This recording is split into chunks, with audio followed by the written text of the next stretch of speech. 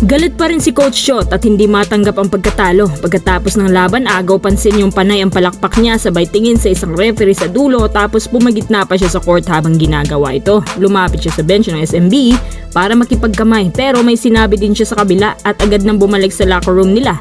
Halatang di niya talaga matanggap na hindi nila naitabla. Ayaw na raw muna niya magkomento tungkol sa kung paano sila natatawagan kasi siya lang naman din daw magmumukhang mali kahit totoo naman daw na maraming bad calls ang mga refs. Tapos pababayarin lang naman daw siya ng fine. Sa kasagsagan pa ng Game 5, panayreklamo na talaga si Coach Chot. Pagkatapos ng laban, sinabi niya na wala na raw siya magagawa sa mga hindi patas na tawagan.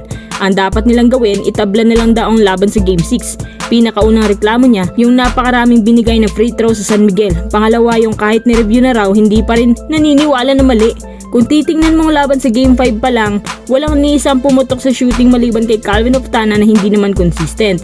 Ang dami nilang mga wide open shots pero hindi pumapasok hanggang sa na-outduel sila ng Wonder Boy na si Rodney Brondial na nakapagtala ng double-double 17 points, 12 rebounds at kudos din sa kanya kasi ang galing niyang dumipensa. Tinaob pa niya si Poy Eram at BGR both ends of the floor.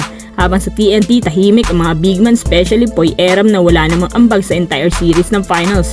Pagdating naman sa Game 6, same case, same old story pa rin ang nangyari. Pero this time, hindi na pinagpahinga si Junmar sa buong ikatlot kaapat na quarter dahil balak na talaga nilang tapusin ang series at ayaw nang paabutin ng Game 7. Kinain na sila ng buo ni Junmar na siyang tinapos naman ni Brondial. Sa huli, parehong Game 6 pa rin pinatumba ang isang giant team na TNT at nag-finals MVP pa si Junmar Fajardo. Last 6 minutes of action, hindi na magawang makalapit ng TNT at ang problema pa rito, walang pumapasok sa mga outside shots nila kasi kung pasok pa ang kahit 65% sa mga tira nila, tiyak na may tatablan nila ang series. Kapag nagpatuloy ang galit ni Coach Shot at magparinig sa social media, baka sa mga susunod na araw ipapatawag na naman siya sa isang explanation at fine.